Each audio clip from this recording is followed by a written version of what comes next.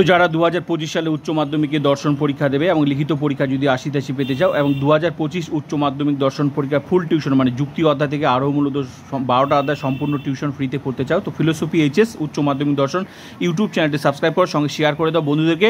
আর ফুল টিউশনটা প্রোফাইলটা ভিজিট করলেই তোমরা পেয়ে যাবে, প্লে লিস্টে গেলে সম্পূর্ণ অধ্যায় ধরে ধরে ফুল টিউশন পেয়ে যাবে। দেখো অষ্টম অধ্যায় রানিং চলছে ক্লাস, তো অষ্টম অধ্যায় আগে পর্যন্ত সম্পূর্ণ টিউশনটা কমপ্লিট হয়ে গেছে, সেটা এমসিকিউ এসিকিউ লজিক নোট যা যা লিখে দিয়েছে তার বাইরে একটা প্রশ্ন আসবে না। অবশ্যই প্লে লিস্ট ভিজিট করে ফুল টিউশনটা অধ্যায় ধরে দেখে নেবে।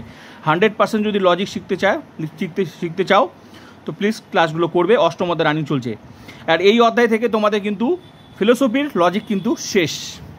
তো এবার তোমাদের ডিসিশন নিতে হবে তোমরা কোন অধ্যায় লজিক পাচ্ছ না সেই অধ্যায়ে যাও। আমি 100% বললাম লজিক একটাও ভুলবে না, এমনভাবে শিখিয়েছি 100% লজিক পারবে, আর যা শিখিয়েছি তার বাইরে একটা প্রশ্ন আসবে না। তো চলো এখন দ্বিতীয় ক্লাস, এই ক্লাস শুরু হয়েছে।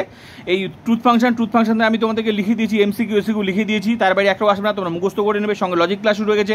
লজিক ক্লাসের জন্য তোমাদেরকে রুলস মুখস্থ করতে দিয়েছিলাম, যে রুলসগুলো আমি বলেছিলাম যে ডটের সূত্র দেখে নেবে তোমরা যে ডটের সূত্র, ভেলের সূত্র, ইমপ্লাসের সূত্র, ট্রিপল বারের সূত্র, এই যে সূত্রগুলো মুখস্থ করতে দিয়েছিলাম। সবার প্রথমে বলছিলাম লজিক শুরুর আগে সূত্র মুখস্থ করতে হবে, সূত্র মুখস্থ না করলে ট্রুথ ফাংশন লজিক পারবে না।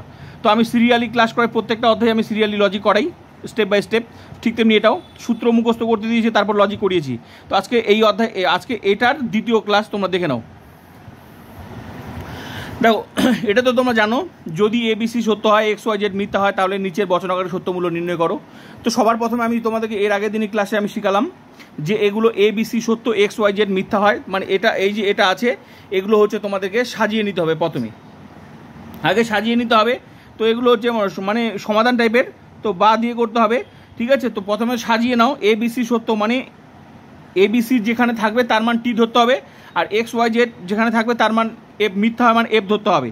তো প্রথমত কিছু করার নেই, শুধু সাজিয়ে নাও, নেগেশনই থাকবে। আগের দিনে আমি লজিক শিখিয়েছি তোমাদের। তো এবার দেখো এই ক্লাসটা দেখো, এটা হচ্ছে এই যে ব্র্যাকেটটা দেখছো এটা লজিকের সেকেন্ড ব্র্যাকেট, অ্যাকচুয়ালি অঙ্কতে কিন্তু এটা কিন্তু থার্ড ব্র্যাকেট ব্যবহার হতো, আর এখানে কিন্তু এটা সেকেন্ড ব্র্যাকেট, ঠিক আছে। তো এবার ফার্স্ট ব্র্যাকেটই থাকলো, এক্স এর মান কি ধরতে বলছে এক্স ওয়াই জেড মিথ্যা হয়, তার মানে এক্স এর মান হচ্ছে এফ ধরতো, মিথ্যা মানে ফলস এফ, তারপর ডট যা আছে তাই ডট, ওয়াই এর মান কি এটাও মিথ্যা, কারণ এখানে বলে দিয়েছি এক্স ওয়াই জেড যা থাকবে এফ ধরতে হবে, ব্যাস তাই বসিয়ে দিলাম। ইমপ্লাসই নামালাম, বির মান কি বলছে এবিসি সত্য, মানে তার মানে এবিসি সত্য মানে টি এর মান টি ধরতে হবে, বি এর মান টি ধরতে হবে, ব্যাস আমি কিছুই করলাম না, যা ছিল তাই বসালাম। এবার হচ্ছে সূত্র ক্ষেত্রে কি বলছিলাম যে টি ডটের সূত্র ক্ষেত্রে বলছি যে ডটের ক্ষেত্রে যে টি ডটে টি হয় বাকি সব এফ হয়, তাহলে ডটের ক্ষেত্রে সেটা দেখবো এক লাইন মুখস্থ করতে বলছিলাম। তারপর ভেলের ক্ষেত্রে মুখস্থ করতে বলছিলাম যে এফ ভেল এফ হয় বাকি সব টি হয়। তারপর ইমপ্লাসের ক্ষেত্রে মুখস্থ করতে বলছি যে টি নাল এফ এফ হয় বাকি সব টি হয়। আর ট্রিপল বারের ক্ষেত্রে মুখস্থ করতে বলছি এফ এফ এফ ট্রিপল বার এফ টি হয়, আবার টিও টি হয় বাকি সব এফ হয় ট্রিপল বারের ক্ষেত্রে। আর নেগেশনের ক্ষেত্রে তো যা থাকবে তার বিপরীত, ব্যাস এই তো সূত্র, আর তো কিছু নেই। এটাই এই চারটা সূত্র তোমাদের ভালো করে মুখস্থ করতে বলছি, ব্যাস তাহলে তো। আর নেগেশনটা তো সোজা, যা থাকবে তার বিপরীত। তো চলো এবার এখানে দেখতে হবে আমাদেরকে এখানে কি কি সূত্র আছে, ভালো করে দেখে নাও। তাহলে সবার প্রথম আমাদেরকে কি করতে হবে, সবার প্রথম কিন্তু আমাদেরকে ব্র্যাকেটের কাজ করতে হবে। এবার ব্র্যাকেটের কাজ কোনটা, যে এই যে ফার্স্ট ব্র্যাকেট, এই ব্র্যাকেটের কিসের সূত্র আছে, তোমার ডটের সূত্র আছে। তো চলো নেগেশনটা রেখে দিলাম। নেগেশনটা এটা তো এখন এই কাজটা তো করতে পারবো না, নেগেশনটা অ্যাকচুয়ালি কার গোটাটার যা বার হবে তারপর তো এটা কাজ করতে পারবে, আগে তো ভিতরেগুলো বার করতে হবে। তো ব্র্যাকেটটা রেখে দিলাম। এবার হচ্ছে এই ব্র্যাকেটের কাজটা করবো, ফার্স্ট ব্র্যাকেটের কাজটা করবো। এখানে কিসের সূত্র, ডটের সূত্র।